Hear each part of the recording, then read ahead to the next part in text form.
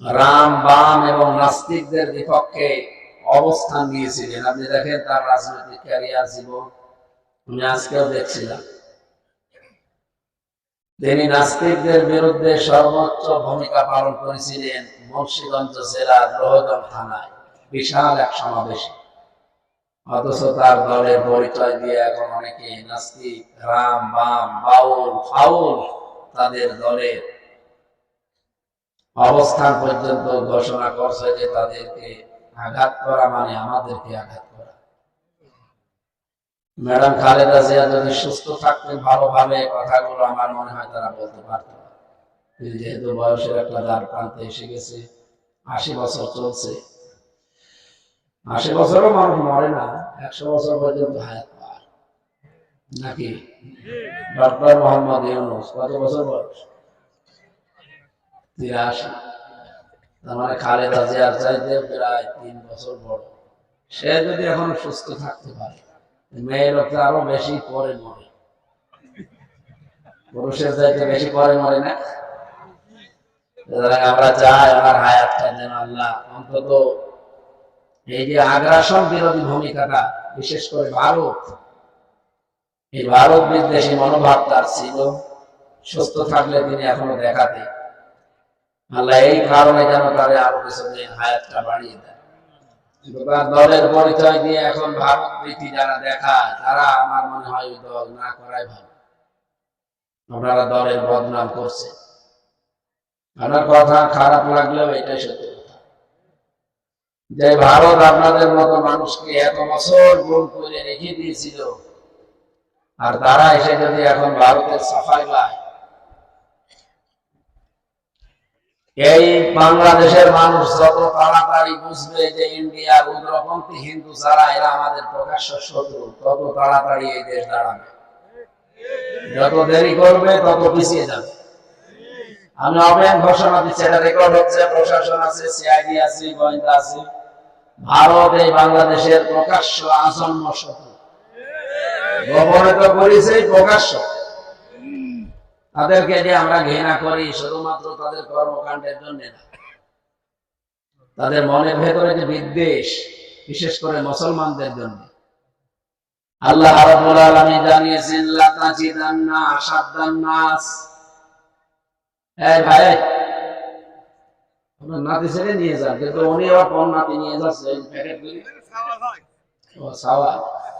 আপনার এই বয়সে যদি এই সওয়াল হয় তা আমি কি করছি?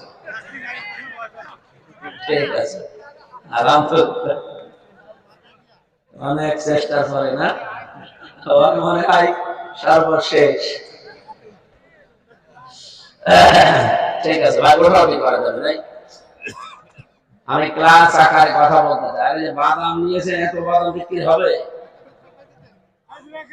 এই যারা নিতে চান তাড়াতাড়ি নিয়ে নিন তো, ওরা বাদাম শেষ করে। আমরা এই ক্লাসের ভেতরে বাদাম খাওয়া চলবে না ভাই, দরকার ক্লাস শেষ হলে গেট থেকে সব দিয়ে দেব, ওঠাউটি করা যাবে না ভাই। আমি মাপ চাচ্ছি আপনার কাছে, আমি এভাবে ক্লাস করতে পারবো, আমি ক্লাস করাবো, করবেন না? ক্লাসের মতো থাকতে হবে। ক্লাসে আমার মনে হয় এভাবেই করেন আপনারা।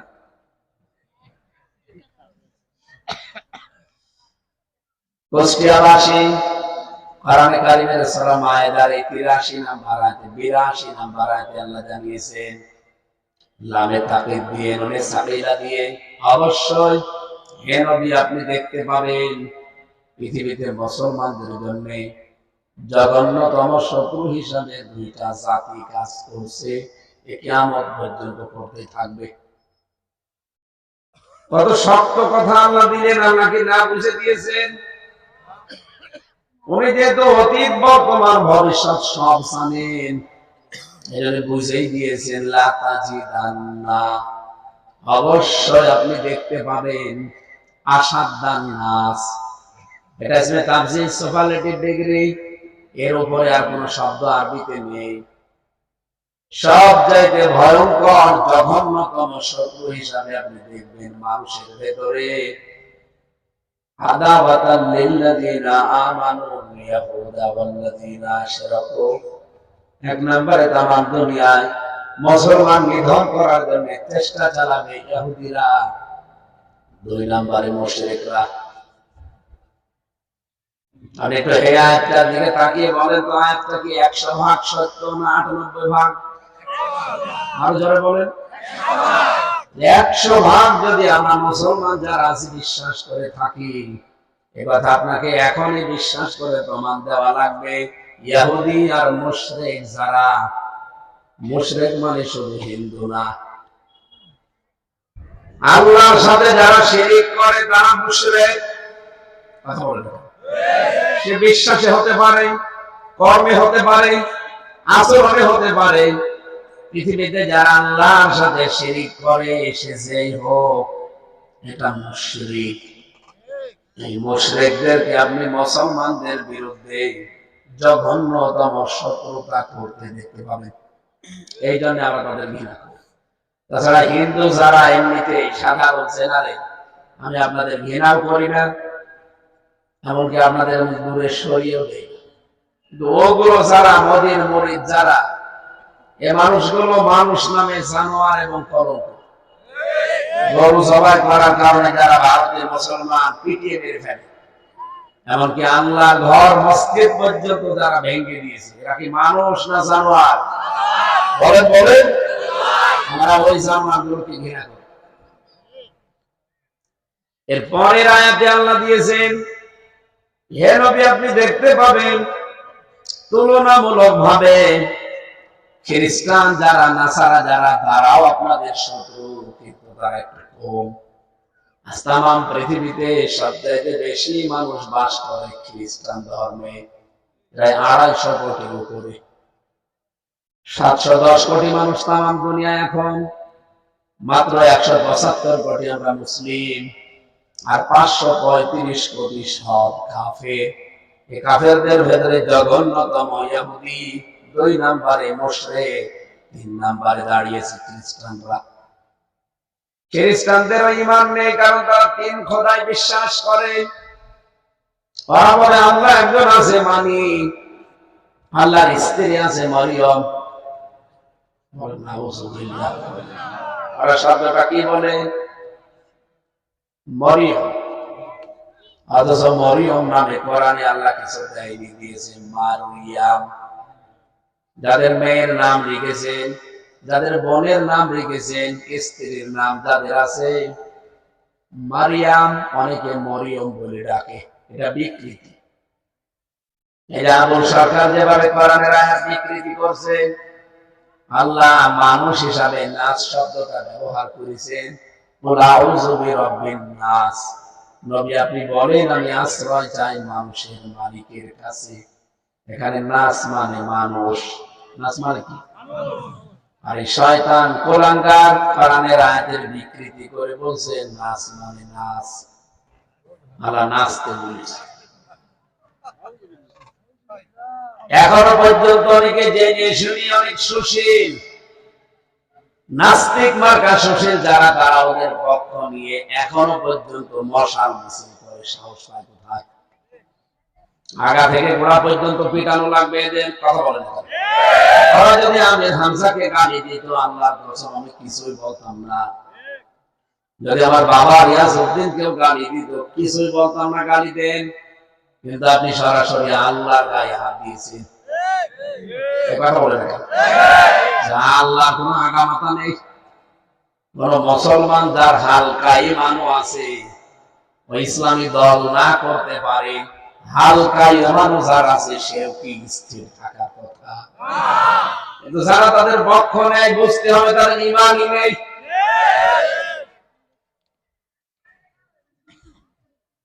এখানে মুশরিক। এরপরে আল্লাহ যেহেতু নাসারাদের নাম দিয়েছে, 3 নম্বরে ওরা মনে করে, তাহলে এখান থেকে সংশোধনী কি? মরিয়ম বলে আর ডাকা যাবে না, তাহলে গুনাহ হবে। মারিয়াম বলা যাবে। এই কথা বুঝতেছে? কি বলা লাগবে? কারণ এই শব্দটা আল্লাহ কোরআনে দিয়েছেন, একটা সূরায় নাযিল করেছেন, সূরা মারিয়াম। আপনার 40টা নেকি হবে এই শব্দটা উচ্চারণ করলে। মিম র ইয়া মিম, মারিয়াম। 40টা নেকি পাবে না। যদি মরিয়ম বলে 40টা গুনাহ হবে, কারণ অর্থ বিকৃত হয়ে গেছে। শুদ্ধ তেলাওয়াতের এত দাম, এত মর্যাদা নবীজি দিয়েছেন। কোরআনে কারীম যাদের অন্তরের ভেতরে নেই, ওগুলো মানুষের অন্তরই বলা হয় না। ইন্নাল্লাযী লাইসা ফী জাওফিহি শাইউন মিনাল কুরআন কাল বাইতিল খরিব। নবীজি বলেন যে অন্তরের ভেতরে আল্লাহর কোরআন নেই, এটা মানুষের অন্তর না, উজাড় গৃহ, শয়তানের ঘর। কোন কোরআন অন্তরে থাকা লাগবে? যে কোরআন শরীফ থাকলে আপনার অন্তরের ভেতরে আলো থাকবে। বহু মানুষ এখানে আমি জানি বসে আছেন যারা কোরআন পড়তেও পারে কিন্তু অশুদ্ধ। কি কথা বলেন? যে মাঝে মাঝে কিছু তেলাওয়াত শুনি, বঙ্গবন্ধুর দোয়া করার আগে তেলাওয়াত করে, ও কি কোরআন শরীফ নাজিল করে না পড়ে তা আল্লাহ জানে। গোপালগঞ্জের এক মৌলবীর দোয়া শুনছিলাম, উনি আলেম না মৌলবী, বঙ্গবন্ধুকে জাহান্নামের একেবারে মাঝখানে পাঠিয়ে দিয়েছে। আগে যে তেলাওয়াত গুলো করলো সূরা ফাতিহা, সূরা ইখলাস, আমার মনে হচ্ছে ওর জীবনে ওইভাবে পড়লে নামাজ হয় না। ইযা জা নাসরুল্লাহি ওয়াল ফাত, এখানে নুন সাদ র নাসর আছে। নাসর মানে সাহায্য। আল্লাহ পাক বলেন যখন আল্লাহর সাহায্য আসবে তখন আপনি বিজয় দেখতে পাবেন। তো কেউ যদি এখানে সাদ বাদ দিয়ে সিন উচ্চারণ করে, ইযা জা নাসরুল্লাহি ওয়াল ফাত, সাদ মুখ গোল হয়ে উচ্চারণ হয়। এটা যদি কেউ সিম্পলি উচ্চারণ করে নাসরুল্লাহ, নাসরুল্লাহ সাদ মুখ গোল না করে সিন দিয়ে উচ্চারণ করলে নুন সিন র, এই নাসর মানে ঈগল পাখি। বাংলা অর্থ কি দাঁড়িয়েছে দেখেছেন? যখন আসবে ঈগল পাখি তখন বিজয় পাবেন। খালি একটা অক্ষর পাল্টিয়েছেন আপনি, পুরো অর্থ চেঞ্জ হয়ে গেছে। কুষ্টিয়াবাসী, আমি যেটা এখান থেকে বলতে চাই, খ্রিস্টানরা যেহেতু মরিয়ম বলে ডাকেন, এমনকি তারা আল্লাহর স্ত্রী বলে তাকে বলেন নাউজুবিল্লাহ, এবং তারা হযরত ঈসা আলাইহিস সালামকে বলে এটা আল্লাহর সন্তান। এজন্য খ্রিস্টানরাও কাফের। খ্রিস্টানরা কি কাফের হলেও তারা মুসলমানদের শত্রুতা খুব বেশি না, ওরা কাছাকাছি শত্রু। ইহুদি খ্রিস্টানদের মতো এত জঘন্য না।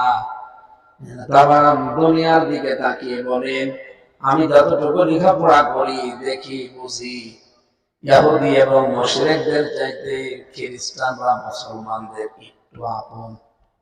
ওদেরও বিবেক, ওদেরও ঈমান নেই, কিন্তু ওদের হালকা বিবেক আছে।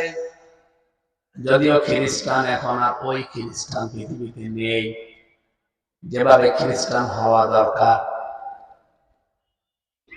ডোনাল্ড ট্রাম্প খ্রিস্টান, কিন্তু খ্রিস্টান ধর্ম মানে না। এখানে খ্রিস্টান যারা, তাদের মুখের কথা এবং মনের ভেতরে একটা আকুতি আছে যে মুসলমানদের আমরাও শত্রু, কিন্তু এত জঘন্য না। বাংলাদেশ জামাত ইসলামী সহ এই দেশে ইসলাম পন্থী যারা, তাদেরকে আজ খ্রিস্টানরা চাচ্ছে এরা যেন এবার ইসলাম ক্ষমতায় যায়। ইহুদিরা তো চাই না, মুশরিক দাদা বাবুরা তো চাই না, খ্রিস্টানরা চাচ্ছে। যদিও তারা শিরিক করে আল্লাহর সাথে, তারাও কাফের। আমি যে কথা বলেছিলাম, পৃথিবীতে জঘন্যতম শত্রু আমাদের ইহুদি আর মুশরিকরা। সুতরাং এদেরকে শত্রু আপনাকে মনে করা লাগবে। শত্রু যদি মনে না করে, এটার দ্বারা যে আঘাত আসবে আপনি সহ্য করতে পারবেন না। আমার কথা অর্থ বুঝেছে? এই জন্য পৃথিবীতে নিকৃষ্টতম মানুষ আমরা মনে করি 1 নম্বরে ইহুদি, 2 নম্বরে মুশরিক। মুসলমানদের ভেতরে এখন যেহেতু শিরিক প্রবণতাটা বেশি, নামে মুসলমান কিন্তু কাজ করে সব আল্লাহর সাথে শিরিক করলো। শিরিক যারা করে তারা আমরা বলি মুশরিক হয়ে যায়। এই জন্য তারা এখন মুসলমান নাম নিয়ে প্রকৃত মুসলমানদের বিরোধিতা করছে। এই কথা বলছে, কোরআনে কারিমে বহুবার এই আয়াতটা মানুষকে বুঝিয়েছি। সূরা সূরা 13 নম্বর আয়াতের শেষের আগে আছে কাবুরা আলাল মুশরিকিনা মা তাদউহুম ইলাইহি। হে নবী, আপনি যেদিকে মানুষকে ডাকেন যে আসো আল্লাহর বিধান এই জমিনে কায়েম করি, এটা শুনলে সবচাইতে বেশি মন খারাপ হবে, রাগ হবে মুশরিকদের। আল্লাহর এই জমিনে 54 বছর আমরা ধরেন চেষ্টা করছি, এমনকি তার আগে থেকে সেই 41 সাল থেকে সব মিলে প্রায় 83 বছর এ জমিন আল্লাহর বিধান চলবে। আল্লাহ এই কথা ছাড়া জামাত ইসলামী অন্য কথা বলে না, বলে এ কথাই আমরাও বলছি। আমার এই 33 বছরের আমার মনে হয় প্রায় 20 বছরে আমি এ কথা বলি। যাদের বয়স 50 বছর তারা অলরেডি 35 থেকে 40 বছর এই কথাই বলে। আল্লামা সাঈদী 50-60 বছর একাধারে এই কথাই বলেছিলেন। কিন্তু তাদের সবচাইতে বড় বাধা দিয়েছে এই জমিনে দিন কায়েম না হোক যারা, তারা কিন্তু আমরা জানি কাফের না, তারা ইহুদি না, তারা খ্রিস্টানও না, তারা মুশরিক। এই কথা বলে না? কারণ শিরক যারা করে তারা যেহেতু মুশরিক হয়ে যায়, তাদের কাছে খারাপ লাগবে, এটা কষ্ট হবে, তারা বাধা দেবে। এই কথাকে আমি বানালাম। ওয়াল্লাযী আরসালা রাসূলাহু বিল হুদা ওয়া দীনিল হক লিইয়ুযহিরাহু আলাদ দীনি কুল্লি ওয়ালাউ কারিহাল মুশরিকুন। তিনি সে আল্লাহ যিনি তার রাসূলকে দ্বীনে হক দিয়ে জমিনে পাঠিয়েছেন। শুধুমাত্র খেলাধুলা করবে তা না, কেন পাঠিয়েছিলেন? লিইয়ুযহিরাহু আলাদ দীনি কুল্লি, তার উদ্দেশ্য ছিল পৃথিবীতে যত ধর্ম বানানো আছে সব কিছুকে পেছনে ফেলে দিয়ে আল্লাহর দ্বীনকে বিজয় করবে। আল্লাহু আকবার। এই দায়িত্বটা সরাসরি আল্লাহ রাসূলকে দিয়ে পাঠিয়েছেন। এইজন্য রাসূলের জীবনী পড়ে দেখেন, যত নবী জীবনী আমি এই ছোট জীবনী পড়লাম, প্রতিটি নবীর দায়িত্ব ছিল জমিন আল্লাহর বিধান চলবে আল্লাহ। এটাকে যারা রাজনীতির বক্তব্য মনে করে মন খারাপ করেন, আপনি মুশরিক। ওয়ালাউ কারিহাল মুশরিকুন, যদিও মুশরিকদের খারাপ লাগবে, মন খারাপ হবে, কষ্ট হবে, এর চাইতে আবার স্পষ্ট কথা কি বলা যায়? এই খদরায় যারা আল্লাহর বিধানের কথা বললে, দিন কায়েমের কথা বললে যে মুসলমানের রাগ হয়, বুঝবেন শিরক করে মুশরিক হয়ে গেছে। মুশরিকের জন্য জানাজা দেওয়া জায়েজ আছে? কবরে দেওয়া? কারণ তো এমনি জাহান্নামে যাবে। এই মা বোনেরা, সম্মানিত মা বোনেরা, আমি সম্মান রেখে বলছি, কথা বলতে পারে, আপনাদের জন্য এতে ডিস্টার্ব হচ্ছে, কথা বলতে পারেন। আবার কথা বলে কে গো?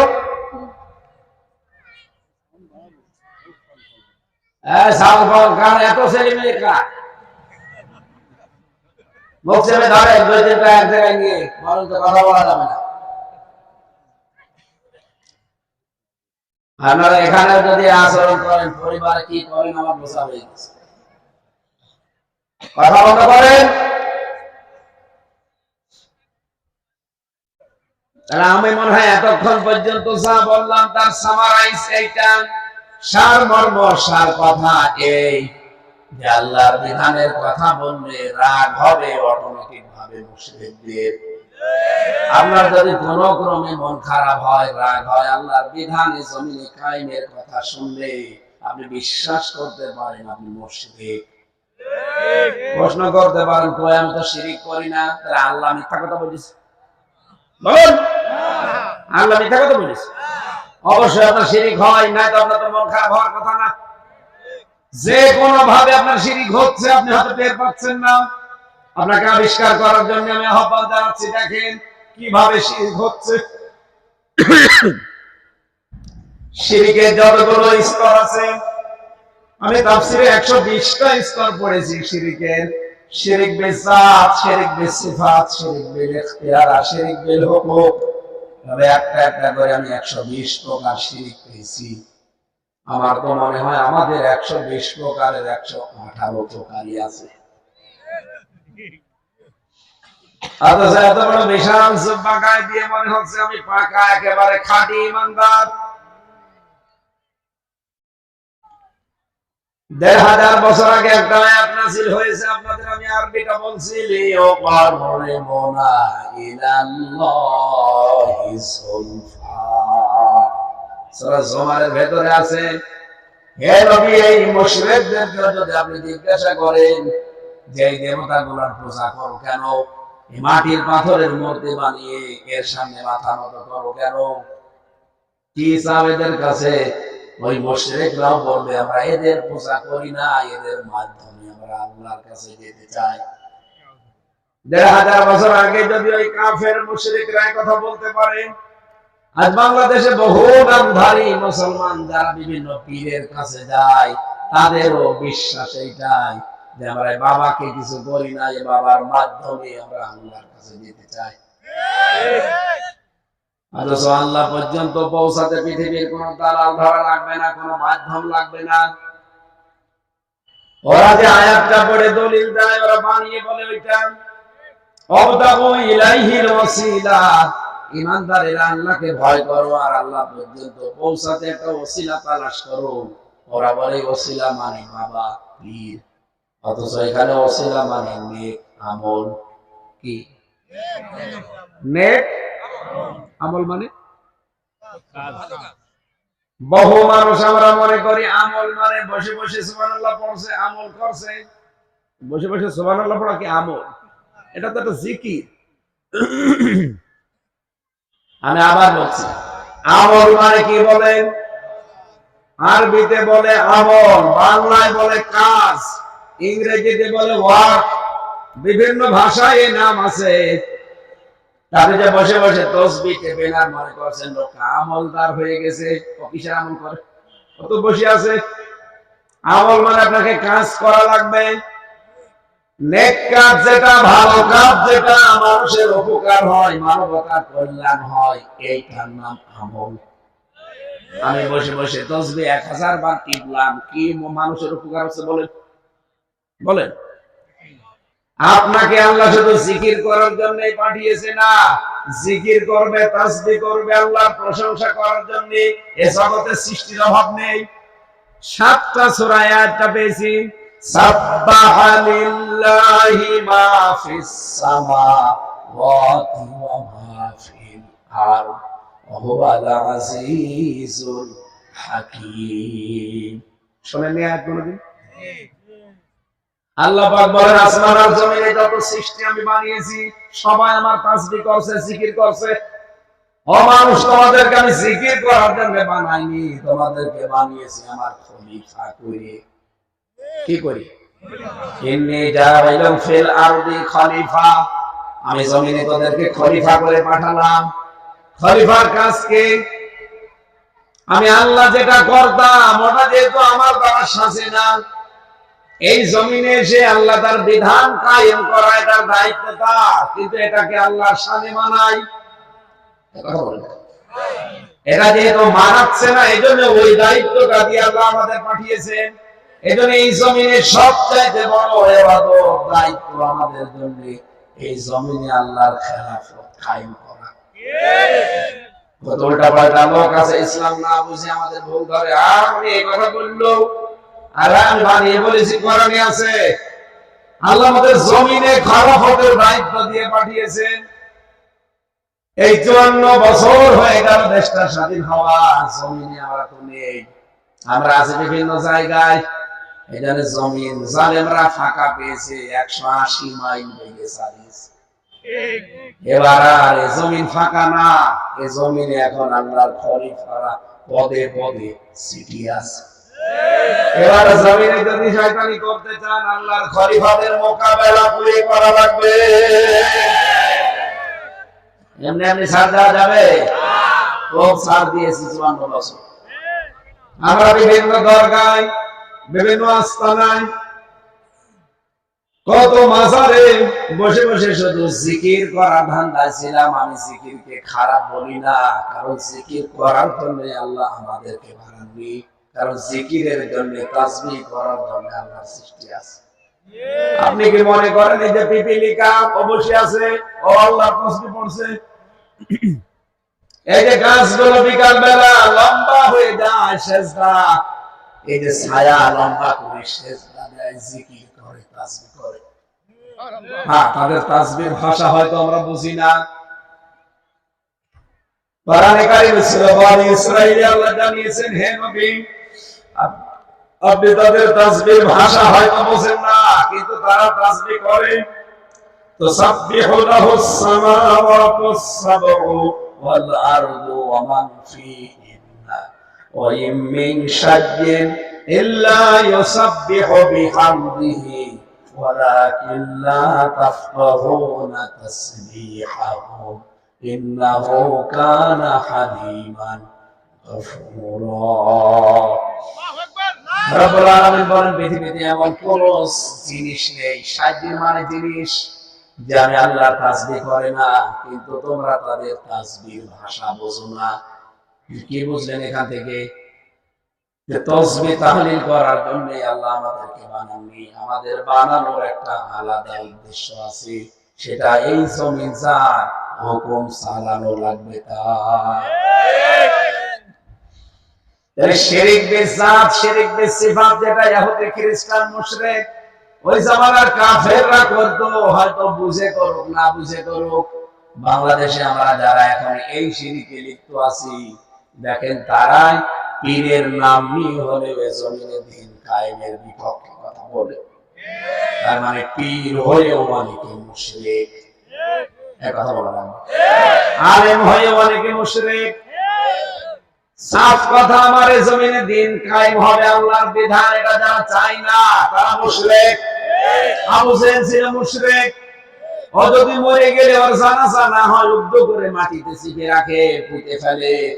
এই জমিনেও যারা এভাবে মরবেন মুশরিক হয়ে, আমার মনে হয় আপনার জানাজা দেওয়া, কবরে দেওয়া এই অনুষ্ঠান বাংলাদেশে বন্ধ করা দরকার। কবরে দিয়ে তো আপনার লাভ নেই, কবরের মাটি নষ্ট হবে, আপনাকে পুড়িয়ে ফেলাই ভালো। কারণ 3.5 হাত জায়গা কম না, একজন একটা বাড়ি বানিয়ে থাকতে পারবে।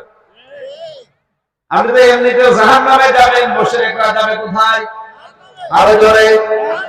তো মুশরিকরা জাহান্নামে যাবে, তা আপনি আগেই পাঠিয়ে দেন।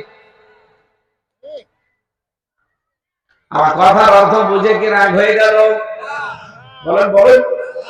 সাফ কথা এটা ভাই, বাংলাদেশে যারাই আল্লাহর বিধান কায়েম হোক এটা চাই না, সে যে দলের লোক হোক, অবশ্যই।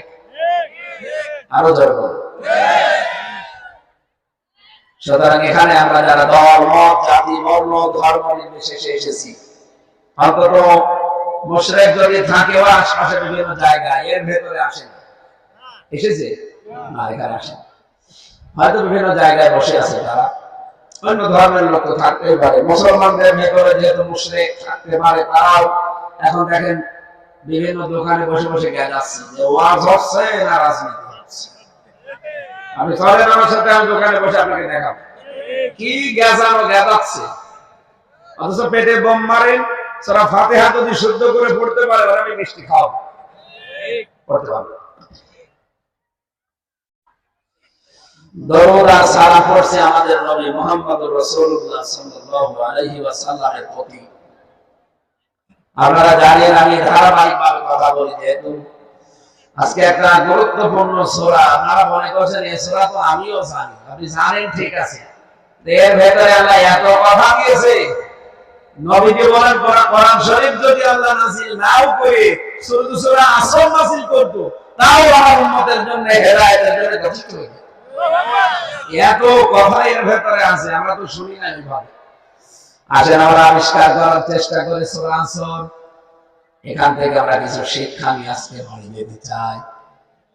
কোরআন শরীফের ভেতরে 3 আয়াত বিশিষ্ট 3টা সূরা পাবেন, আসর, নসর আর কাউসার। এই 3টা সূরায় 3 আয়াত করে আছে, বাকি কোন সূরায় কোরআনে 3 আয়াত নেই, সব 4, 5, 6 এভাবে। তাহলে 3 আয়াত বিশিষ্ট সূরা কয়টা? আরো জোরে। এই 3 আয়াত বিশিষ্ট সূরা যেটা নামাজ যারা পড়েন, এগুলো নামাজের শেষের রাকাতে পড়বেন।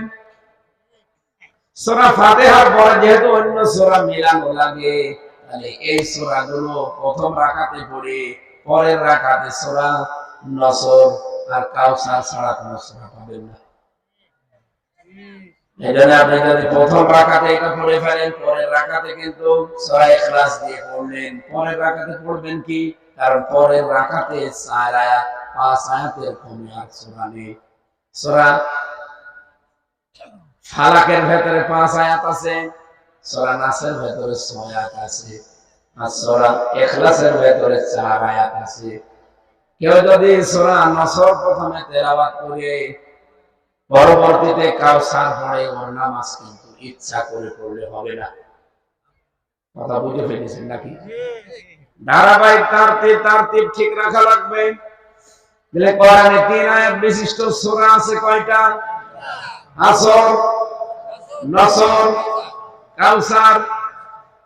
আজকে যেটা পড়লাম সূরা আসর, এটা কোরআনের 103 নাম্বার সূরা, মক্কায় নাযিল হয়েছে। ঐতিহাসিক প্রেক্ষাপট পড়তে গিয়ে পেয়েছি, এদিকে তাকান। এই সূরার আলোচ্য বিষয়ের ভেতরে লেখা আছে লাভ ক্ষতির সমীকরণ বা লাভ লোকসান। বিশ্বনবী মুহাম্মদ রাসূলুল্লাহ 1 থেকে 40 বছর পর্যন্ত পুরা আরব জাহানে তার কোনো বদনাম ছিল না। তিনি সবার কাছে ছিলেন আল আমিন আস-সাদিক। মানুষটাকে এত বিশ্বাস করত, নিজেদের দল যারা করে কাফেরদের ওই নেতাদের কাছে তারা টাকা পয়সা আমানত রাখতো না। এই টাকাগুলো তারা আল আমিন আস-সাদিক মুহাম্মদ রাসূলুল্লাহর কাছে রেখে দিত। নবীজি আমানতদার এত বেশি ছিলেন এই পৃথিবীতে।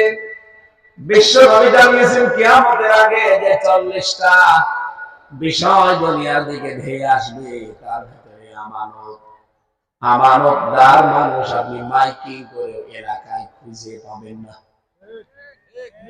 আমার মনে হয় এই আলচারা ইউনিয়নে এখন যদি মাইকিং করা যায় যে আমানতদার মানুষ আছে, একটা মানুষকে আপনি দেখাতে পারবেন না। আমানত মানে শুধুমাত্র টাকা পয়সা রাখলে ফেরত দেয়, এটা আমানত না। এ ভোট আমানত। বলতে পারেন হুজুর ভোটে দাঁড়িয়েছেন তো, আরে ভাই না, এ কথা আমি এর আগেও বলেছি, সে 11 সাল থেকে, তখন তো ভোটে দাঁড়ায়নি। সূরা নিসা 58 নাম্বার আয়াতে বাড়ি যে তাফসিরে মাহফুল কোরআন মিলাবেন, বাংলায় লেখা আছে ইন্নাল্লাহা ইয়া'মুরুকুম আন তুআদ্দুল আমানাতি ইলা আহলিহা। অবশ্যই আমি আল্লাহ তোমাদের সবাইকে নির্দেশ দিলাম, তোমাদের যাবতীয় আমানত প্রাপকের কাছে পৌঁছিয়ে দিবা।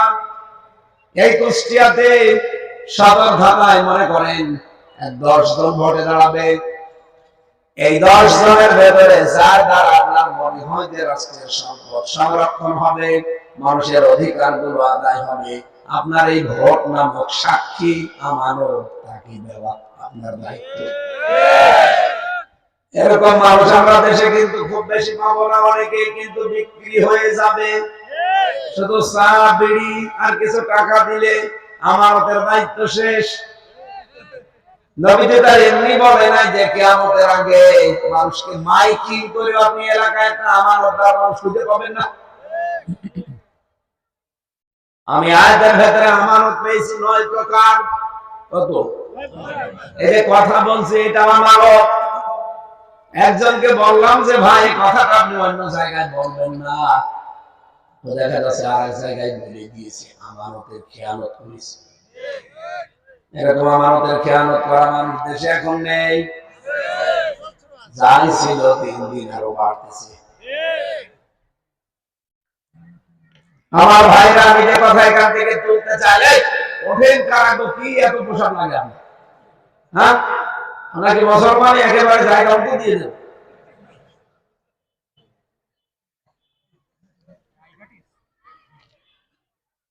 ডায়াবেটিস আমার 19, আজকে মামলা 19 আমার।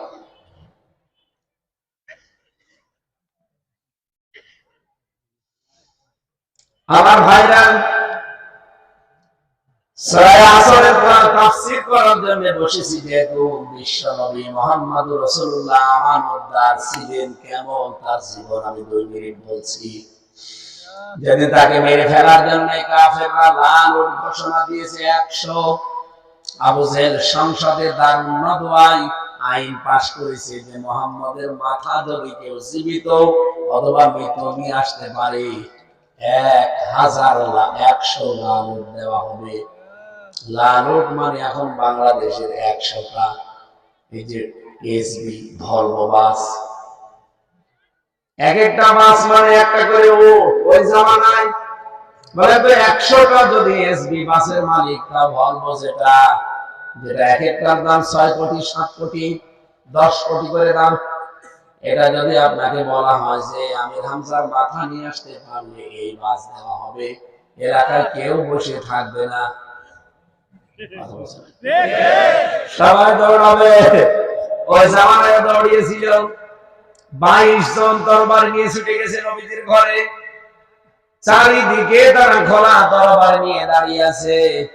বিশ্বনবী নিজের জামাই হযরতে আলীকে ডাক দিলেন ঘরের ভেতরে, বললেন আলী, তুমি আমার বিছানায় আমার চাদরটা উপরে দিয়ে শুয়ে পড়ো, আমার সামনে এই বিছানায় যারা আমাকে মেরে ফেলার জন্য তরবারি নিয়ে দাঁড়িয়ে আছে, ওদের বিভিন্ন আমানত টুকলা বাঁধা বাঁধা আমার কাছে রেখে গেছে। ওরা ওদের নেতাকে বিশ্বাস করে না, কিন্তু আমার বিশ্বাস করে। আমি যদি এখন এগুলো নিয়ে পালিয়ে চলে যাই, তাহলে আমার আলামিন নামের কলঙ্ক হবে। কোন নাম?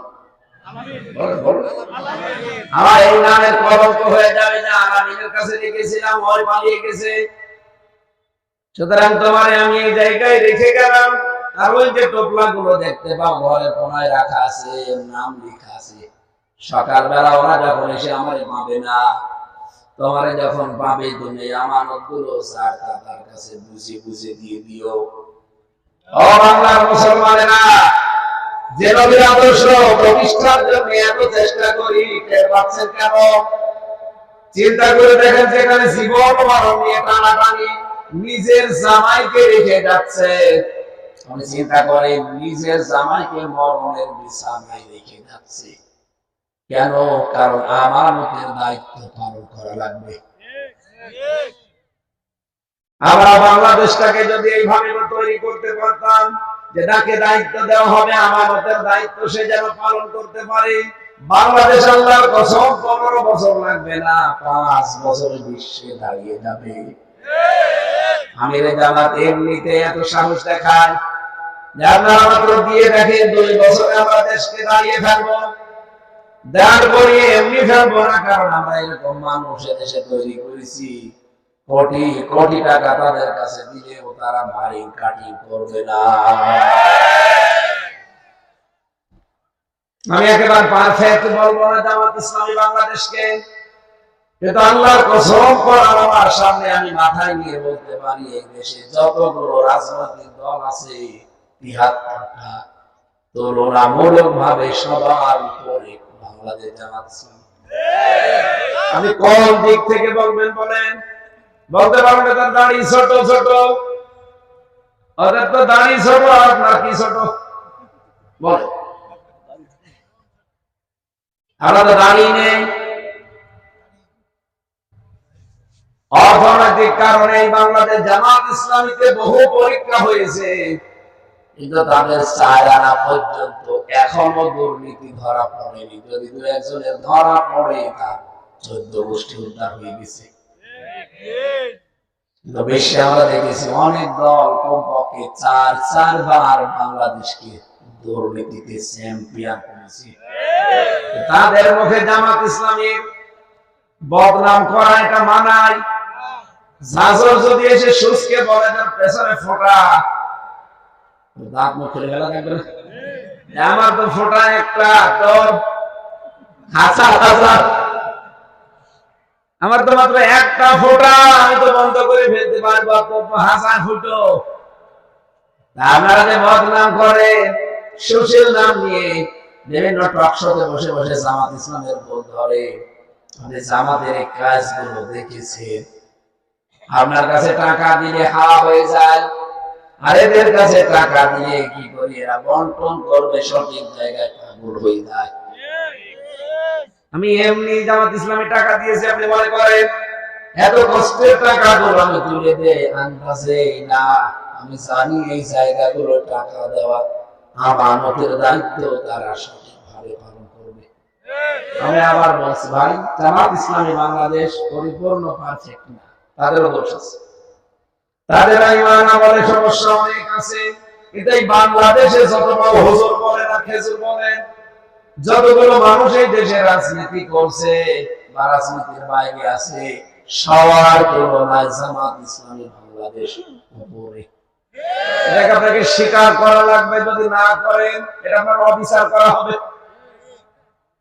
শুধু পোশাক আশাক এই মানুষের সব শেষ না।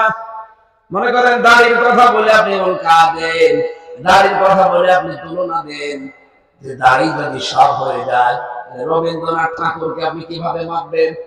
ও দাড়ি দেখেছেন? বলেন কত বড় বড় দাড়ি, আমার তো কয়টা, আমার চাইতে আমার দাড়ি মনে হয় 5 ডবল বড়। এরপরে ওর দাড়ি ভেতরে আর মস, কত বড় বড় মস, চোখ বাঁচিল পা পর্যন্ত, দেখেননি? খালি পাগড়ি মাথায় দিলে যদি মানুষ ভালো মানুষ হয়ে যায়। লালন কি, লালন দেখেছেন পাগড়ি? ভালো মানুষ কারে বলে, আমলদার মানুষ কারে বলে আমরা জানি না। অনেকেই মনে করি মসজিদে বসে বসে সুবহানাল্লাহ পড়ছে এ মনে হয় বিশাল আমলদার। আমি তো বাংলায় বললাম আমল মানে কাজ। ও কি কাজ করছে এমন? ওর নিজের কোন কাজ হচ্ছে, পরিবারের কোন কাজ হচ্ছে, সমাজের কোন কাজ হচ্ছে, দেশের কোন কাজ হচ্ছে, আপনি আমলদার বলে ফেললেন? বলেন, কাজ করা লাগবে, হয় তার নিজের উপকার হবে, ব্যক্তি, পরিবার, সমাজ, রাষ্ট্রের মানবতার উপকারের জন্য যারা কাজ করে, মনে করে যে রাস্তাটা সংস্কার করা লাগবে, এখান থেকে 1.5 কিলোমিটার হেঁটে যাওয়া যায় না, যারা পরিষ্কার পরিচ্ছন্ন করে অন্তত রাস্তাটা ঠিক করে দেয়, তারা কাজ করছে, তারা আমল করছে। এই আমল কারাই বাংলাদেশে করে আপনি টের পান না।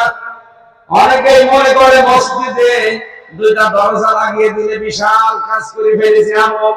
কেন যাবে? মসজিদে টানা কাজ লাগিয়ে দেয়, দরজা লাগিয়ে দেয়। একটা মসজিদে টানা কাজ দিয়ে, দরজা দিয়ে, এসি লাগিয়ে কয়জন মানুষ নামাজ পড়বে? দেখো বেশি হলো 500, কথা বলে না। কিন্তু এই যে বাক্স ব্রিজ থেকে শুরু করে এই পর্যন্ত ভাঙা, রাস্তাটা সংস্কারের জন্য যারা উদ্যোগ নেবে, কাজ করবে, এর জন্য যারা চেষ্টা চালাবে, 1000 মসজিদ বানানোর চাইতে এই রাস্তাটা বানানো আল্লাহর কাছে দামি। কেন? কারণ এখানে হাজার হাজার, 500 না, এখানে হাজার লক্ষ লক্ষ মানুষ চলাফেরা করবে। আমাদের দেশের মানুষ আমরা ইসলাম না বোঝার কারণে এরকম কাজ করি। রাস্তার বাজেটের টাকা আত্মসাৎ করে মসজিদে, মাদ্রাসায় দেয়, মনে করে সওয়াব এখানেও বেশি হবে। আমরা সওয়াব তো দূরের কথা, গুনাহ হবে। কথা বোঝাতে পেরেছি কিনা বলেন? আমাদের কুষ্টিয়ারে যাই পাটিকা বাড়ির পাশে ইউনিয়ন, আমাদের আগে যারা দায়িত্বে ছিল আমি শুনেছি এই মানুষগুলো রাস্তা, ব্রিজ, এই টাকা যা বাজেট হয় সেখান থেকে অর্ধেক টাকা আত্মসাৎ করে নিয়ে খায়, আর অর্ধেক মনে করেন 100 টাকা আর 50 টাকা খেয়ে ফেলেছে। 25 টাকার রাস্তায় কাজ হয় আর 25 টাকায় মসজিদে, মাদ্রাসায় দেয়। অথচ 100 টাকার 100 টাকা এই রাস্তায় ব্যয় করার দরকার ছিল, মসজিদে এসি লাগিয়ে দিয়েছেন, মোজাইক পাথর দিয়েছেন, টাইলস দিয়েছেন, 500, 600, 1000 মানুষ নামাজ পড়তো। কিন্তু কুষ্টিয়ার পাটিকা বাড়ি ইউনিয়নে, আইলছাড়া ইউনিয়নের এই রাস্তাগুলোতে লক্ষ কোটি মানুষ চলাফেরা করত। শুধু কি এই ইউনিয়নের মানুষ চলতো? বলেন, সারা বাংলাদেশের বিভিন্ন জায়গা থেকে যারা এখানে আসতো, এই ইউনিয়ন থেকে ওই ইউনিয়নে যেতে রাস্তা দিয়ে তারা চলাফেরা করতো। এই জন্য বাংলাদেশ জামাত ইসলামী দেখবেন যে পরিষ্কার পরিচ্ছন্নতা, রাস্তাঘাট, ব্রিজ চেষ্টা করে তারা যতটুকু পারে এটা সংস্কার করে চলাফেরা করার জন্য একটা যতটুকু পারা যায় চেষ্টা করছি। এমনি না কোরআন থেকে তাদের কর্মসূচি গুলো সব একটা একটা করে নেওয়া আমি দেখেছি। নবীজি নিজের জামাইকে পর্যন্ত বললেন এখানে শুয়ে থাকো। হযরতে আলী একবারের জন্য তিনি বিশ্রাম দেননি, তিনি শুয়ে পড়লেন। ওরা যখন এসেছে সকালবেলা ডাক দিয়ে বলে, মোহাম্মদ উঠে পড়ো, তোমার জীবনের শেষ দিন। নবীজি তো নেই, হযরতে আলী সব শুনতে পাচ্ছে। চিন্তা করছে কি করি এখন, এদের সাথে একটু ধস্তাধস্তি করা লাগবে। ওরা চাদর টানাটানি করে। একজন বলে এভাবে টানাটানি করে লাভ নেই, যাও কোপ দিয়ে দাও তরবারি দিয়ে। আর একজন বলছে না, একটু দেখেই মারি, মারা যখন লাগবে তো দেখে মারি। একজন আর একজনকে কথা বলতে বলতে যাবে, একজন, দুইজন, পাঁচজন, সাতজন, 22 জন একাধারে টানাটানি করে, কিন্তু চাদর খুলতে পারে না। হযরতে আলী পরবর্তীতে জানিয়েছেন ওই 22 জন না, তামাম দুনিয়ার সব মানুষ যদি আমার ওই দিন চাদর ধরে টান দিত, আমি যদি ইচ্ছা করে চাদর ছেড়ে না দিতাম, তামাম দুনিয়ার মানুষ টানলেও ছিঁড়তে পারত না। আমি এখানে ধস্তাধস্তি করছি, আমার মনের ভেতরে ধারণা আমি ছোট এদেরকে এখানে আটকিয়ে রাখতে পারবো, আমার নবী মদিনার দিকে 2 পা হলে এগিয়ে যাবে।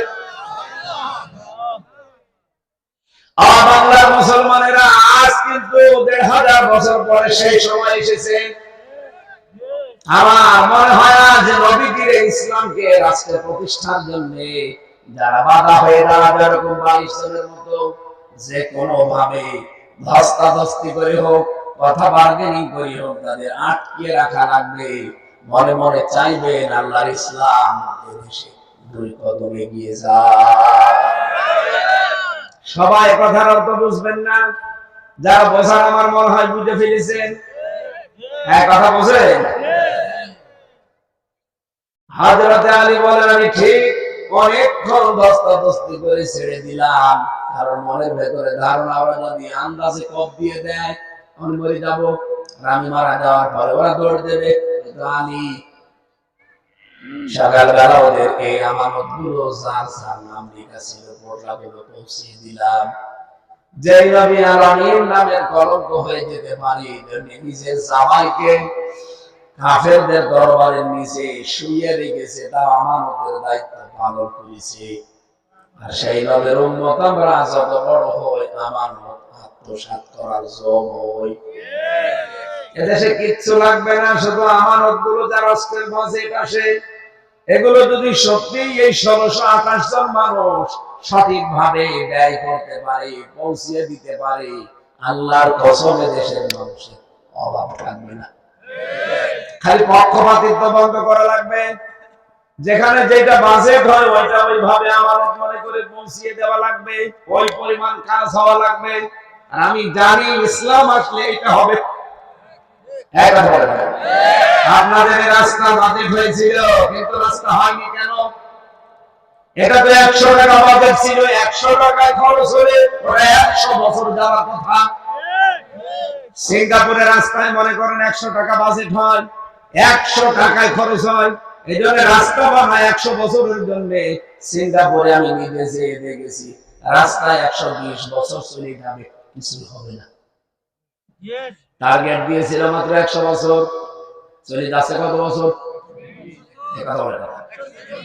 মালয়েশিয়াতে যান, পাহাড়ি এলাকার যে রাস্তা 3.5 কিলোমিটার ওঠা লাগে পাহাড়ে, গাড়ি ঘুরতে ঘুরতে ওঠে, রিং রোড। এত সুন্দর রাস্তা বানিয়েছে, আমি তো নিচে কয়েকবার উঠলাম।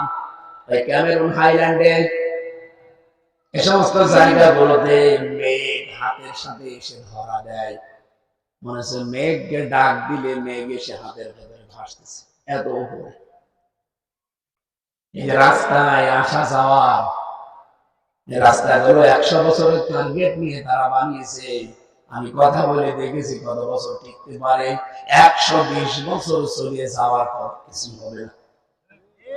কিন্তু ওরা মেয়াদের পরে আর রাখে না, 100 বছর পরে ভালো হলেও ভেঙে ফেলে আবার নতুন করে বানায়। কারণ তাদের টাকা তো আর এদিক ওদিকে যায়নি, ওদের টাকা তো আর সাহেব পাড়া বানায়নি, বেগম পাড়া বানায়নি। আমাদের টাকায় সাহেব পাড়া বেগম পাড়া বানানো বন্ধ করে দেন, রাস্তা 100 বছরের জন্য হলে এ রাস্তা 200 বছর চলে যাবে।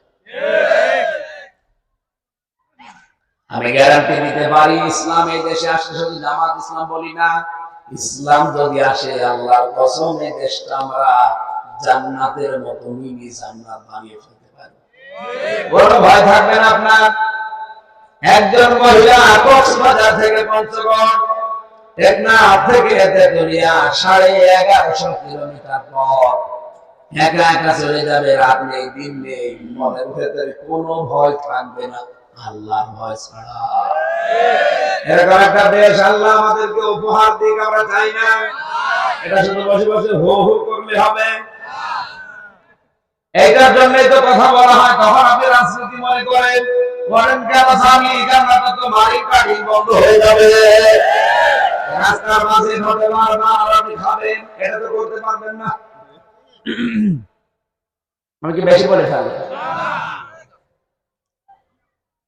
নবী মুহাম্মদ রাসূলুল্লাহকে আমানতদার হিসাবে নিজেদের নেতার কাছে টাকা রাখে না, টাকা রেখে যায় নবীর কাছে। এই আমানতদার মানুষটা যখন কোরআন পেলেন হাতে, যখন বললেন লা ইলাহা ইল্লাল্লাহ তুফলিহু, বলো লা ইলাহা ইল্লাল্লাহ, সফল হয়ে যাবে, তখনই তার যে জনপ্রিয়তা ছিল আকাশচুম্বী, এটা ধস নেমে গেল। এখন যে মানুষগুলো এতদিন আলামিন বলেছে আর সাদিক বলেছে, সত্যবাদী আমানতদার, তারা এখন বলছে পাগল, তারা এখন বলছে জাদুকর, তারা বলছে কবি, গণক, এমনকি মিথ্যাবাদী পর্যন্ত বলেছে। এতদিন যারা আমানতদার বললো, তারা আজকে যে গণক বলছে, পাগল বলছে, কি এমনি বলেন বলেন? ওদের সাথে আঘাত লেগেছে। এই কারণে আমি হামজাকে 32 বছর পর্যন্ত কিছু বলে নাই।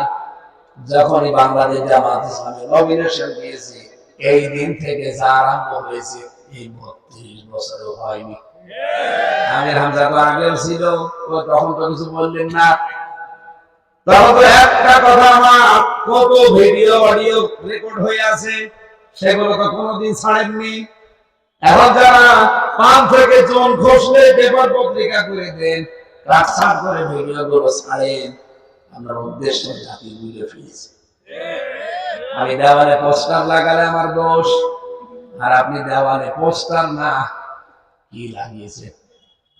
পুলিশ বক্স ভরে ফেলেছেন। আমি মোটরসাইকেল র্যালি করলে নাকি শহরে যানজট বাঁধে, আর আপনি করলে যানজট ছুটে যায়। এগুলো পাগলামি ছাড়া কি? আমার মনে হচ্ছে এগুলো আবু জাহেলের চাইতেও খারাপ হয়ে গেছে।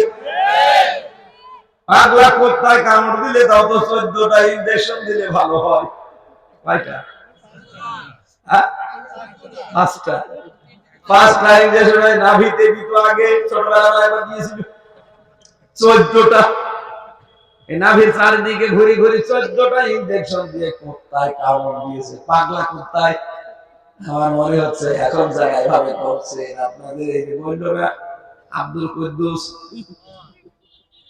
5টা ইনজেকশন দেওয়া দরকার জায়গা মতো, তাছাড়া পাগলামি এদের ভালো।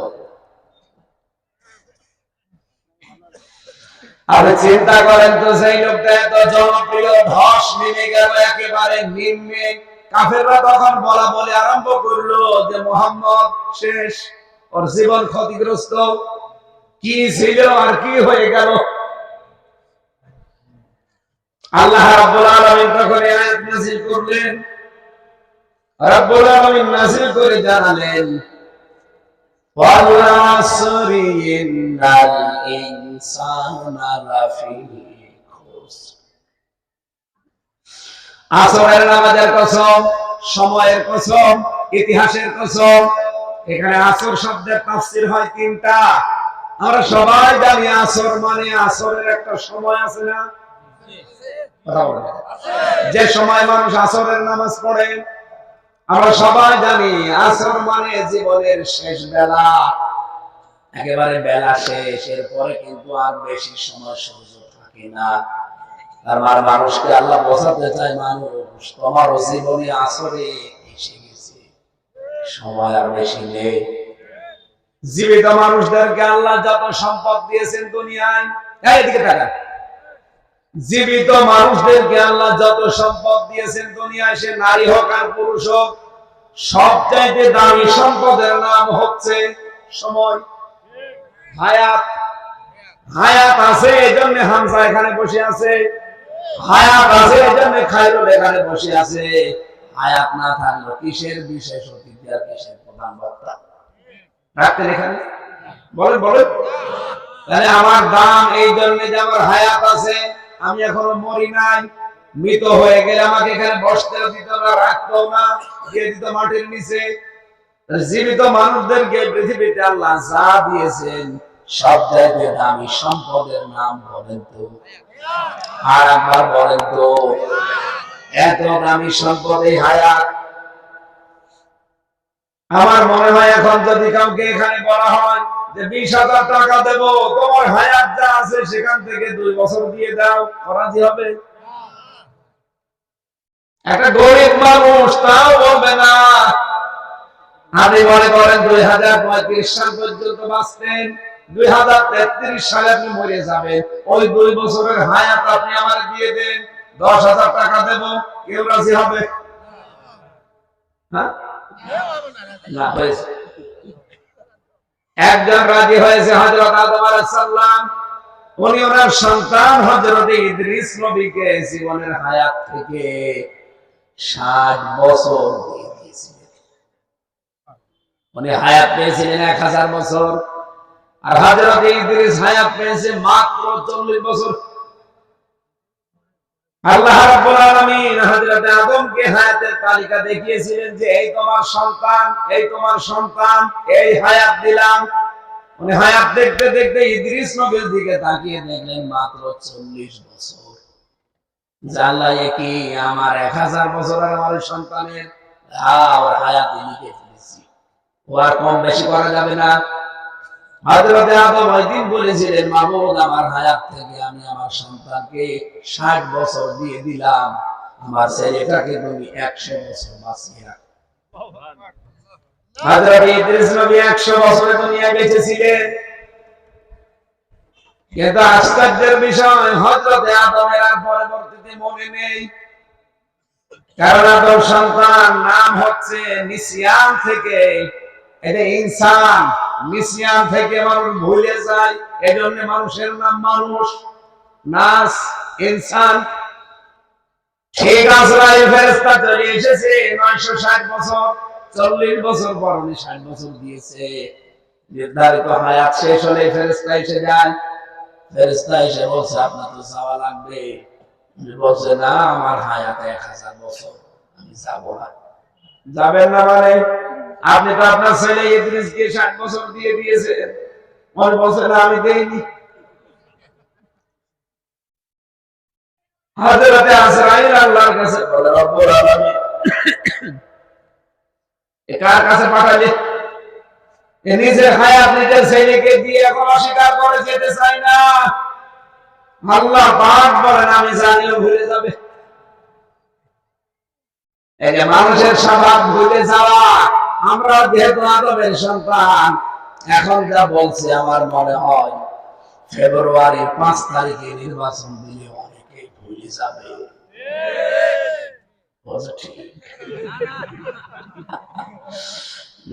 ভুলে গেলে হবে? হযরত আদম আলাইহিস সালাম তিনি হায়াতকে দিয়েছিলেন, আমাদের ওই রকম বড় মন নেই, পারবেও না কেউ। অনেক মা বেগে বলে ফেলে, আল্লাহ আমাকে মেরে ফেলো, আমার সন্তানটা বাঁচিয়ে রাখো, আমার হায়াত দিয়ে দিলাম।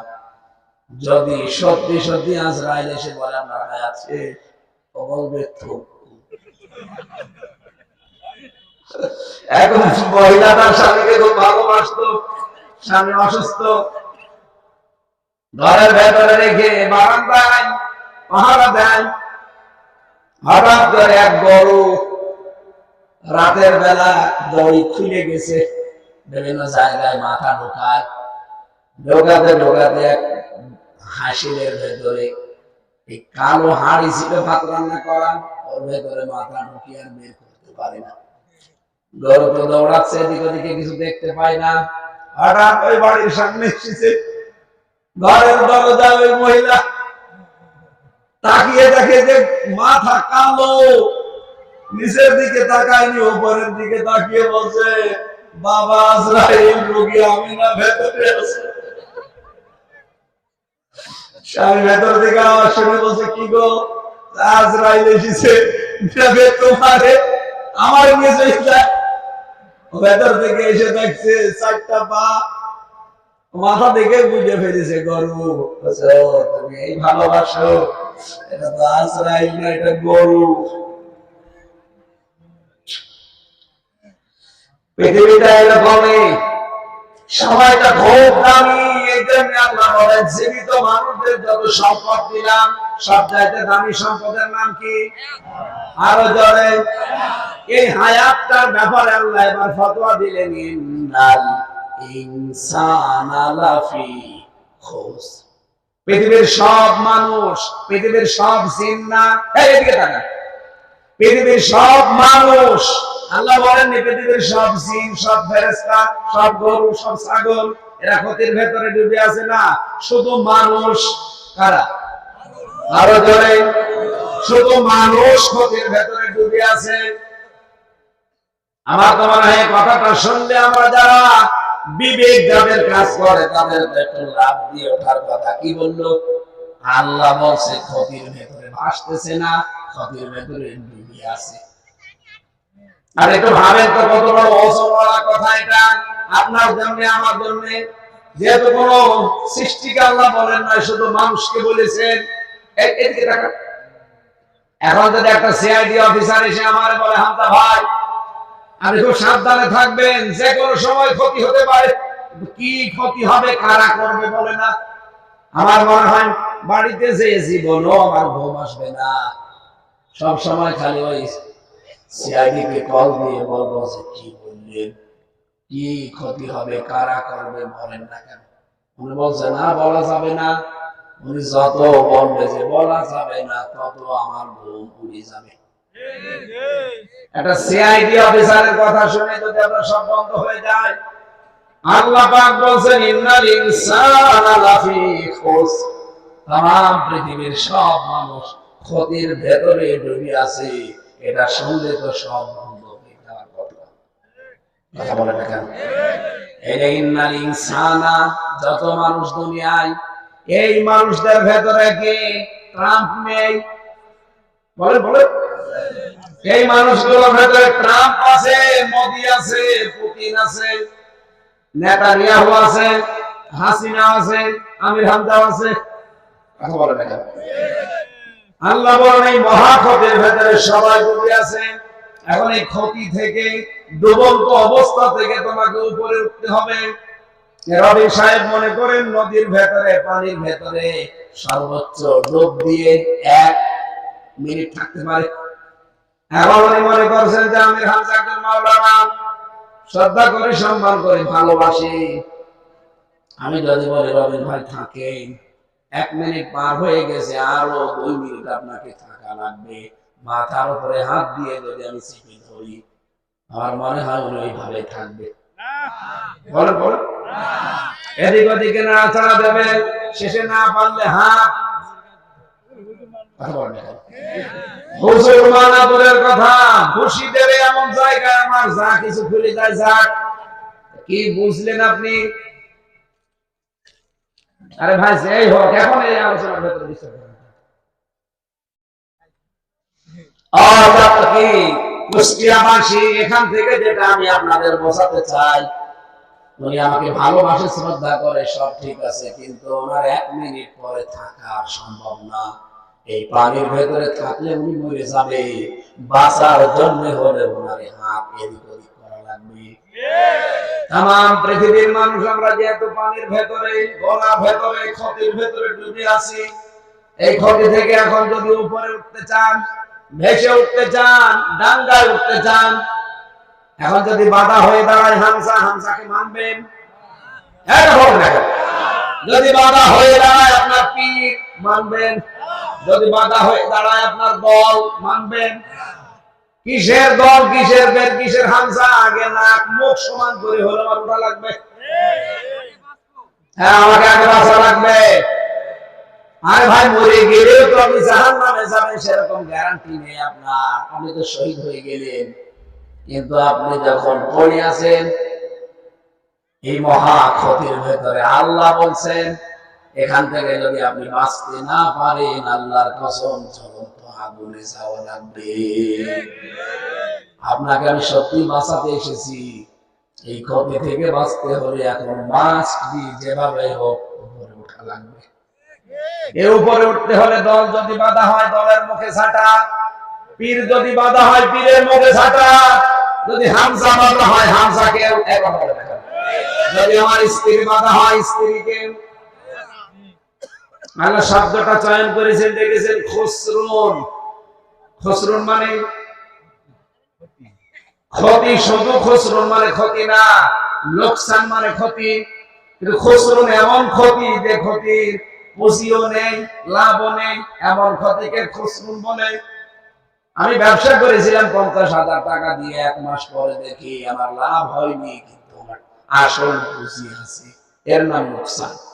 তো ব্যবসা করতে গিয়ে দেখে আমার আসলও নেই, পুঁজিও নেই, এটার নাম খসরুন। আশ্চর্যের বিষয়, বাংলাদেশে আমরা লাভকে ক্ষতি মনে করি আর ক্ষতিকে লাভ মনে করি। কি কথা বোঝেন আবার? এরবিন ভাই মনে করেন ম্যাট্রিক পরীক্ষা দিয়ে গেছে, ম্যাট্রিক পরীক্ষা দিতে গিয়ে কিছুই লেখে না, শুধুমাত্র নাম লিখেছে আর রোল নাম্বার, সাদা খাতা জমা দিয়ে চলে যাচ্ছে। হেড স্যার বলছে কই কিছুই তো লেখনি। হুজুর স্যার কি লিখবো? আপনি আমার মাজার দিকে তাকান। মাজার দিকে তাকিয়ে দেখে নল। এলাকার মানুষটাও বেশি চেনবে। নলের দিকে তাকিয়ে হেড স্যার বলছে বাবা তুই চলে যা, কোনো অসুবিধা নেই, তুই নাম্বার পেয়ে যাবি।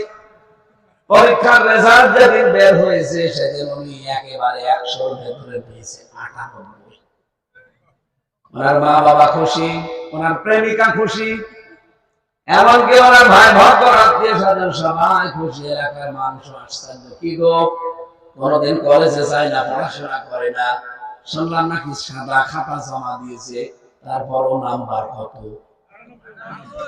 আমার মনে হয় পুরাই ভদ্র যারা এলাকার সব মানুষ যদি বলে উনি সফল, আপনার বিবেক থাকলে বলা লাগবে উনি বিফল। আজকের মাহফিলের সভাপতি কি নাম ওনার? ডাক্তার আজিবুর রহমান। উনি পরীক্ষা দিচ্ছে, কারো কাছে দেখে না, কারো তা নকলও করে না, যতটুকু তার পড়াশোনা করা আছে লিখে দিয়েছে। পরীক্ষার রেজাল্ট বের হওয়ার পরে পেয়েছে মাত্র 33। কত? ওনার মা বাবা নারাজ, এলাকার মানুষ নারাজ, দিয়ে কিছু হবে না। 33, এত কষ্ট করে লেখাপড়া করিয়েছে, প্রাইভেট পড়িয়েছে, খরচ করেছে, মাত্র 33। কত রবিনের চাকর হবে? তাই বলবে না, পড়ে 98 আর পড়াশোনা করে 33, ওর জীবনে কিছুই হবে না। আমার মনে হয় সারা বাংলাদেশ সহ বিশ্বের সবাই যদি বলে আজিবা ফেল, আজিবার জীবন শেষ, ব্যর্থ, ক্ষতিগ্রস্ত।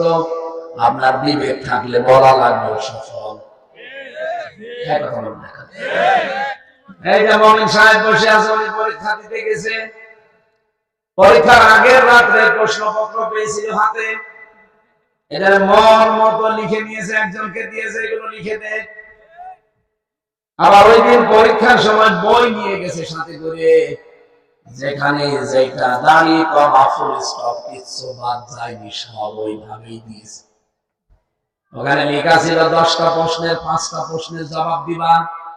সময় যেহেতু বেশি পেয়েছে আর আগের রাতের প্রশ্নপত্র হাতে পাওয়া আছে, 10টার ভেতরে 10টার উত্তর দিয়েছে। পরীক্ষা যেদিন রেজাল্ট বের হয়েছে সেদিন পেয়েছে 100-র ভেতরে 160।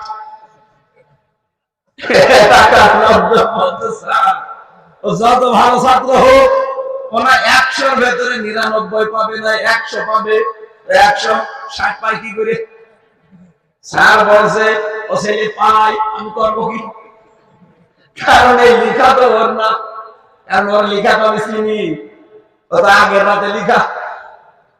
এমনকি আমি চেয়েছি যে 10টার ভেতরে 5টা প্রশ্নের উত্তর দিতে, ও এমন ভাবে টাইপ করেছে একেবারে দাড়ি কমা ফুল স্টপ কিছু বাদ নেই। আমি যে কাটাকাটি করবো সে ক্ষমতা আমার নেই। আমি নাম্বার দিতে দিতে দেখি 160। বলেন তো তাম পৃথিবী যদি বলে মমিন সফল, বিবেক থাকলে আপনাকে বলা লাগবে বিফল। হ্যাঁ বলেন, মমিনকে দিয়ে রবিনকে দিয়ে কোন চেয়ারে যদি বসানো চেয়ার পর্যন্ত নষ্ট হয়ে যাবে, কিন্তু আজিবা সাহেবকে চেয়ারে বসালে চেয়ারের মান থাকবে। নাম্বার কত? আরেকটা লাভকে আমরা ক্ষতি মনে করছি আর ক্ষতিকে লাভ মনে করছি। আল্লাহ রাব্বুল আলামিন এমন সুন্দর উদাহরণ দিয়েছেন এখানে। তাম পৃথিবীতে এখন 710 কোটি মানুষ, মাত্র 175 কোটি আমরা ঈমান এনেছি, আর বাকি যা আছে সব ওই ডোনাল্ড ট্রাম্প সহ বেঈমান। আল্লাহর ভাষায় যত মানুষ আছে দুনিয়ায় 175 কোটি বাদ দিয়ে 535 কোটি মানুষ সব ক্ষতিগ্রস্ত। বলেন না কেন? আপনি যারা এখন ট্রাম্পকে যে বলেন তুই কিন্তু ক্ষতিগ্রস্ত, তোমার জীবন ব্যর্থ, মানবে? বলবে কি বলিস? আমার এই আঙ্গুলের হেলানিতে তাম পৃথিবী ওঠে আর বসে, 257টা দেশ দুনিয়ায় সব আমার কথায় বসে ওঠে, আর আমি ব্যর্থ মানে? অথচ আল্লাহ বলছে ব্যর্থ, ক্ষতিগ্রস্ত। আমাদের দৃষ্টিতেও বুশ কি, ট্রাম্প, মোদি, হাসিনা, ওবায়দুল কাদের, এরা বলতে পারে এই পরের দুইটা নাম বললেন কেন? কেন বলেছি এবার তাকান। আল্লাহ বলেন এই মহা ক্ষতি থেকে কেউ যদি বাঁচতে চায় তার 4টা ফর্মুলায় কাজ করা লাগবে। ইল্লাল্লাযীনা আমানু ওয়া আমিলুস সলিহাত, তাকে ঈমান আনা লাগবে আল্লাহর প্রতি এবং ভালো ভালো কাজে আঞ্জাম দেওয়া লাগবে। হকের দাওয়াত দেওয়া লাগবে মানুষকে। হকের দাওয়াত দিতে গেলে বাতাস, এই বাধায় তারে ধৈর্য ধারণ করে টিকে থাকা লাগবে। প্রথম এই সফল হওয়ার জন্য ক্ষতি থেকে বাঁচতে হলে যে ফর্মুলাটা কাজে লাগানো লাগবে সেটার নাম হচ্ছে ঈমান আনা। কার প্রতি? আমরা এখানে প্রশ্ন আসতে পারি ঈমান তো আল্লাহর প্রতি আমার আছে না? কেউ যদি বলে আমানতু বিল্লাহ, আমি ঈমান এনেছি আল্লাহর প্রতি, এই কথার সাথে 4টা কথা জড়িয়ে থাকে। 1 নম্বরে আমি ঈমান এনেছি এই কথা বললে 4টা কথা মেনে নেওয়া ওয়াজিব হয়ে যায়। 1 নম্বরে আল্লাহর অস্তিত্ব স্বীকার করা লাগবে, মানা লাগবে। 2 নম্বরে আল্লাহর গুণাবলী মানা লাগবে। 3 নম্বরে আল্লাহর আইন মানা লাগবে। 4 নম্বরে আল্লাহর ক্ষমতা মানা লাগবে, বিশ্বাস করা লাগবে। তাহলে আমি ঈমান এনেছি এই মহা ক্ষতি থেকে বাঁচার জন্য, এই কথার সাথে কয়টা কথা সম্পর্কিত? আরো জোরে। আল্লাহ একজন আছে, বিশ্বাস আমাদের আছে না? তাহলে আমরা বেঁচে গেলাম। এখনো কয়টা বাকি আছে? 3টা। 2 নম্বরে আল্লাহর গুণাবলী আমরা বিশ্বাস করি না করি না? কি বিশ্বাস করলাম? আল্লাহর গুণাবলী আছে 5000, 99টা আমরা জানি অনেকে। আল্লাহর গুণবাচক নাম 5000 আছে তাফসিরে। এই 5000 নাম, প্রতিটি নামের কার্যকারী কাজ। মানে শুধু নামগুলো নিয়ে বসে নেই, নামগুলোর কার্যকারিতা ওনার আছে। উনি যে নাম নিয়েছেন খালেক, এই জন্য তিনি সৃষ্টি করেন। উনি যে নাম নিয়েছেন রাজ্জাক, এই জন্যই তিনি রিজকের দায়িত্ব নিয়েছেন। রাজ্জাক মানে রিজিক দাতা। উনি যদি নামটা না নিত, সত্যি করে বলেন পৃথিবীর বহু সৃষ্টি না খেয়ে মরে যেত। কি কথা বলেন? সুলাইমান নবী একবার আগ বাড়িয়ে বলেছিল, রব্বুল আলামিন তুমি যে রাজ্জাক, রিজিক দাও, আমি এটা বিশ্বাস করি, কিন্তু আমি একদিন তোমার সৃষ্টি জগৎকে খেতে দিতে চাই। আল্লাহ পাক বারবার নিষেধ করেছিলেন পারবা না, এরপরও বলেছিলেন না একটা সুযোগ দাও। উনি সুযোগ দিয়েছিলেন কিন্তু সুলাইমান নবী পারে নাই। পেরেছি? বলেন। এখানে আমি ঈমান এনেছি কথার সাথে কয়টা কথা জড়িত? এক নম্বরে আল্লাহর অস্তিত্ব আমি মানি, ঠিক আছে, আমরা সবাই বেঁচে গেলাম। দুই নম্বরে আল্লাহর গুণাবলী মানি। এই জায়গায় আমরা অনেকে ধরা খেয়ে যাবো, কারণ রাজ্জাক হিসাবে বিশ্বাস করি, কিন্তু রিজিকের মালিক আমরা ব্যবসাকে মনে করি, রিজিকের মালিক আমার জমিনকে মনে করি, রিজিকের মালিক আমার চাকরিকে মনে করি। এই কথা বলে না। কিন্তু যারা এই গুণাবলী অর্জন করে ফেলেছে যে না আমার রাজ্জাক, আমার রিজিক দাতা আল্লাহ, তারা মসজিদে হক কথা বলা জীবনও ছাড়বে না। তিন নম্বরে আল্লাহর আইন মানা। আমি যে আল্লাহর প্রতি ঈমান এনেছি তার কোনো আইন নেই। কয়টা? আল্লাহর 500 আইন আছে এই কোরআনে। আমি আল্লাহর প্রতি ঈমান এনেছি মানে 500 আইন আমি মানি।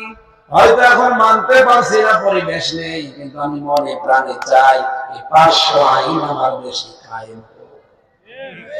4 নম্বরে আমি শুধু আল্লাহর আইন মানি না, আমি মানি যে আল্লাহর ক্ষমতা আছে না নেই। আপনি দেখেননি ভূমিকম্প?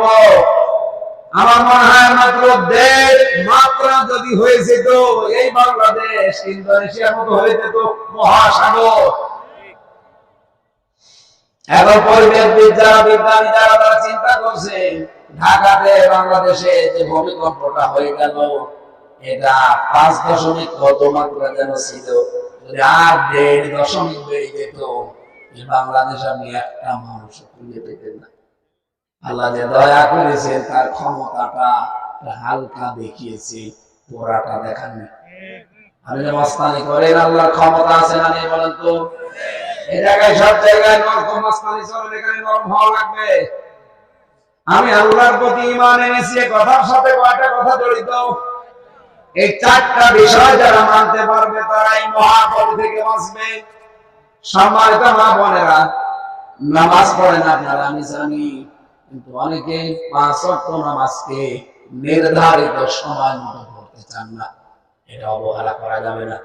যারা নামাজকে নির্ধারিত সময় না পড়ে তাদের কবরে আযাব হবে। আল্লাহর এক বান্দী মারা গেছে, তার ভাই কবরে দিয়েছে। কবরে ঢোকানোর সময় একটা কাগজ পড়ে দেয় কবরে। বাড়িতে আসার পরে দেখে কাগজ নেই। মনে মনে ভাবতেছে কাগজ পড়লো কোথায়? স্মরণ এসেছে কাগজ তো কবরে পড়ে যাওয়ার কথা। রাতের বেলায় গেছে, দৌড় দিয়ে কবর খুঁড়ে দেখে তার বোন কাফনের কাপড়গুলো টেনে টেনে ছিঁড়ছে। ডাক দিয়ে বলে, মা, বোনকে অবস্থায় দেখলাম, আমার বোন কোন হারাম কাজে লিপ্ত ছিল। মা বলে না, আমার মেয়ে পর্দাশীল, আমার মেয়ে নামাজি, রোজাদার, কিন্তু একটা বিষয় দেখতাম, ও নামাজে একটু উদাসীন। জোহরের নামাজ পড়ে আসরের সময়, আসর একটা মাগরিবের সময়। আমার মনে হয় আল্লাহর বিধানে গুরুত্ব না দেওয়ার কারণে এই শাস্তি কবরটা হচ্ছে। নামাজ পড়তো শুধু সময়, নামাজ সময় পড়তো না, এজন্য যদি তার কবরে শাস্তি হয়। এখানে যে আল্লাহর ওলি মহিলাগুলো বসে আছে নামাজই পড়ে না, তাদের তো কবরে কিছুই হবে না। হ্যাঁ, মেয়েরা যারা এসেছে নামাজটা গুরুত্বপূর্ণ, নির্ধারিত সময় পড়বেন। রমজান আসলে রোজা রাখা এটা আপনাদের বলা লাগে না, সবাই প্রায় কম বেশি রাখেন। 3 নম্বরে নিজের শরীরকে হেফাজতে রাখার চেষ্টা করা লাগবে। যৌবন এসেছে তাই বলে একেবারে স্রোতে গা ভাসিয়ে দেবেন না। এই যৌবন কিন্তু একদিন থাকবে না। রং ধরা যৌবন জং ধরে শেষ। আবার একদিন আসবে আপনার দিকে কুকুরও তাকাবে না। এদের রূপ যৌবন আল্লাহ যা দিয়েছে এটা অবশ্যই আমানত, এটা হেফাজত করে রাখার দায়িত্ব আপনার। বহু মানুষ এটা কন্ট্রোল করতে পারে না, এগুলো সব ভাসিয়ে দেয়, শেষে আফসোস করে। স্বামী বাইরে গেলে অন্যের সাথে পরকিয়া করে শেষে আফসোস হয়। কাজ একটা ঘটে গেলে তখন আর উঠে আসে না। 4 নম্বরে স্বামী যাদের আছে, যাদের মেয়ে, তাদের বাপ যাদের আছে, এটা হয় আপনার জান্নাত, হয় আপনার জন্য জাহান্নাম। তাদের জায়েজ হুকুমগুলো মেনে খেদমতের মাধ্যমে আপনি জান্নাতের সুউচ্চ মাকাম অর্জন করবেন। খাদিজা রাদিয়াল্লাহু তাআলা আনহাকে আল্লাহ জান্নাত দিয়েছেন দুইটা কারণে। এক নম্বরে তার ঈমানের, দুই নম্বরে স্বামীর খেদমতের কারণে। আল্লাহ মা বলবে যারা এখানে বসে আছেন, ওহো মা বোনের স্বামী বিদেশের মাটিতে আছে, হাড় ভাঙা পরিশ্রম করে টাকা পয়সা গুলো পাঠায় আপনার শান্তি সুখের জন্য, আর আপনি এদিকে টাকা পয়সা গুলো অবৈধ কাজে ব্যয় করেন, নষ্ট করেন। তার কাছে জবাব দেবেন কি? আর একটা জবাব আছে, কিয়ামতে কি জবাব দেবেন?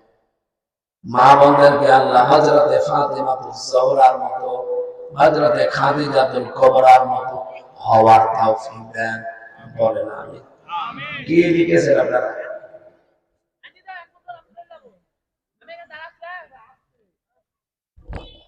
রাতের অন্ধকারে বাক্স কিভাবে ভরলো, একটা লোক 100 ভোট কিভাবে দিল, কি লিখেছে? এত কোনো কোন পাগল লিখেছে? আসলে পাগল। লেখার ভাব দেখে বুঝলাম যে আমার মাথায় হালকা কাটা আছে। রাত অনেক গভীর হয়ে গেছে, আবার সারাদিন আছি বিভিন্ন জায়গায়, আবার কালকে সকাল 10টা থেকে।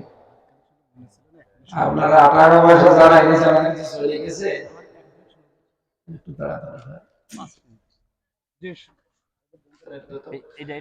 সম্মানিত প্রিয় ভাইয়েরা, এই যে মুফতি আমির হামজা ভাই আমাদের এলাকায় প্রথম আলোচনা করতে আসছেন, বিশেষ করে তাফসীর মাহফিল। আপনারা খুশি না বেজান?